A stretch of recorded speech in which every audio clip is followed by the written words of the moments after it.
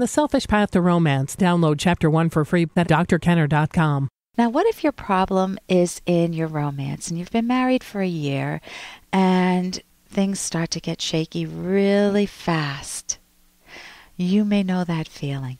See what advice you would give to Chrissy. Dear Dr. Kenner, my husband is a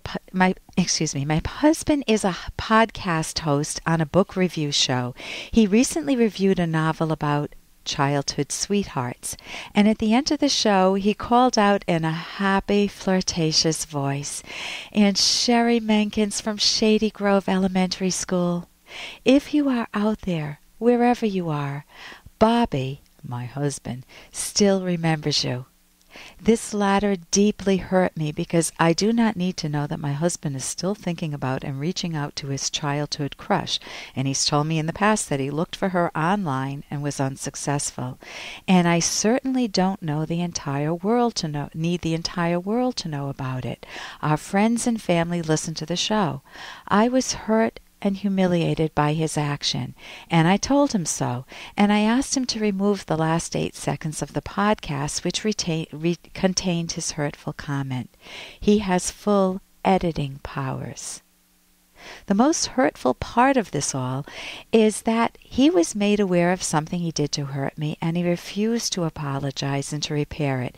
He actually told me that he would never cut that part out and he would do it again. He says it's his show and he won't be micromanaged, edited, or controlled. He told me that he doesn't want to have to worry about whether or not what he says on the show hurts my feelings. I've never asked him to remove anything from the show in the past.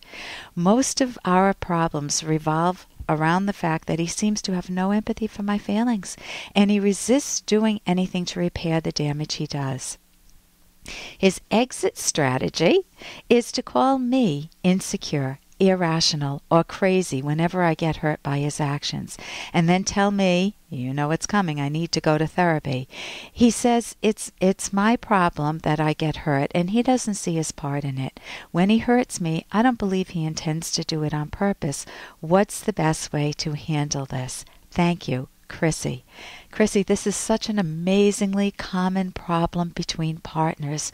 We see our partner talking to someone else or flirting with someone else, and we start to catastrophize. Oh my God, what if? Do they really mean it?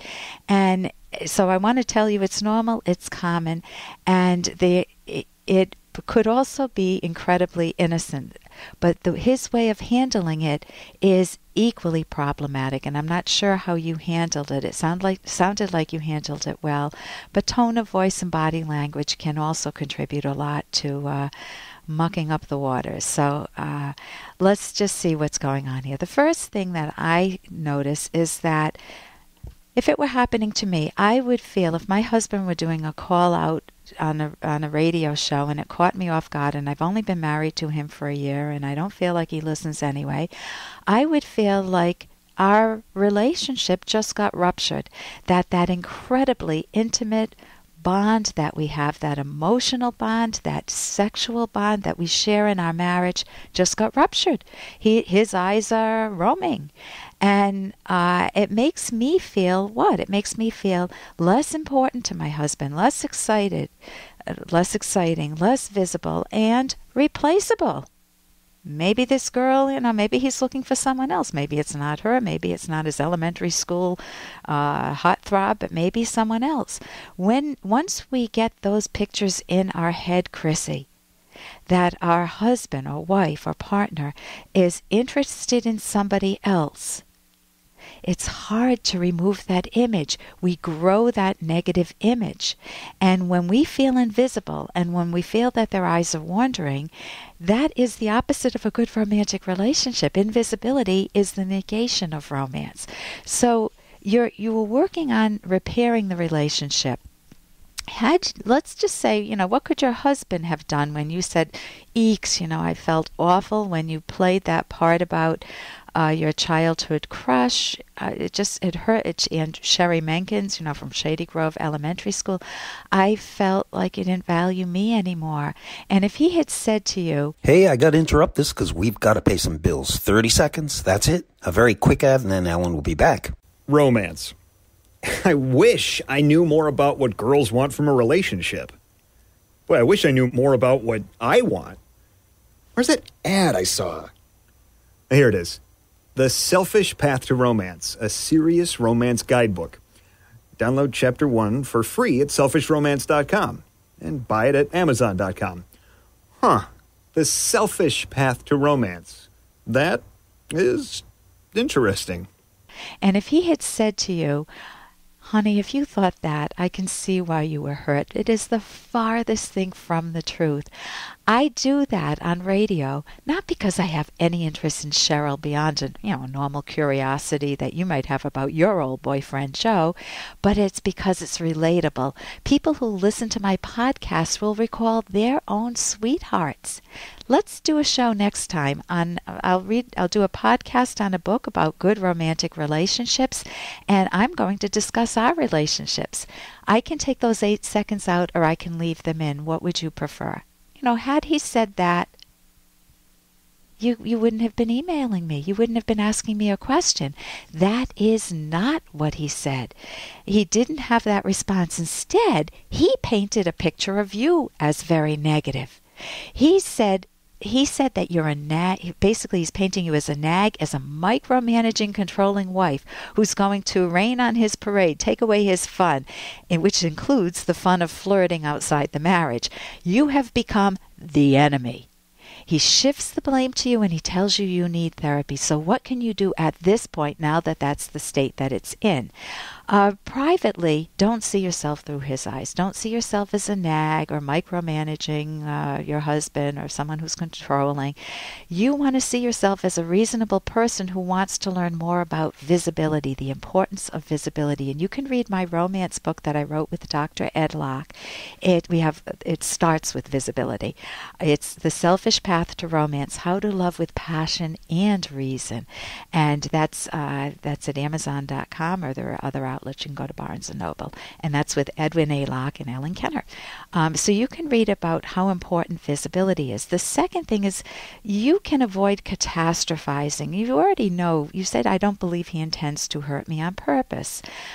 So if you can see that maybe he wasn't upset about your relationship, there are always things in every relationship to repair, and you don't get riveted to the thoughts that, oh my God, maybe he's angry with me, maybe we're not having enough sex. But maybe you could avoid catastrophizing and see it a little differently. You could learn listening skills and speaking skills, which we also include in our book. You could also say to him, honey, we've only been married a year, and every couple struggles with learning how to connect with one another in a loving way. I'd love to work with you on this so we can avoid rushing to negative conclusions about each other.